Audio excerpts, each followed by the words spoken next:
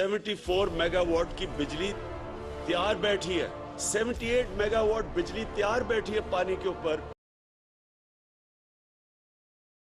18th amendment के बाद provinces के पास इख्तियारात आ गए, यानी कि अगर प्रोविंस चाहे एनएफसी वार्ड में इनको पैसे भी मिल गए हैं, इनके पास अगर ये 4 साल में इनको बिजली का कुछ करना चाहते तो ये भी कुछ कर सकते थे। जो हम प्रोजेक्ट्स लेके आ रहे हैं इंशाल्लाह कई थोड़ा देर लगेगी, कई जल्दी आएंगे।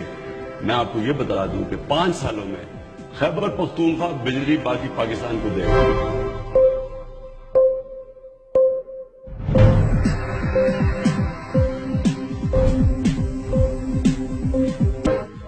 और 74 मेगावाट की बिजली तैयार बैठी है।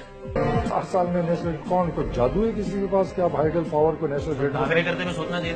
देखिए टेक्निकल चीजें खान साहब को टेक्निकल चीजें नहीं पता। 4000 मेगावाट के इन्होंने एमओयू साइन किया।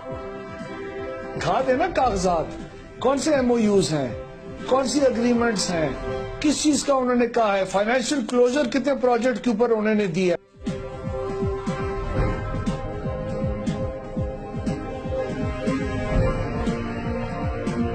लीड किसने ली? हुकूमत पंजाब ने। किसी और सूबे को मना नहीं किया गया, इनएक्शन था।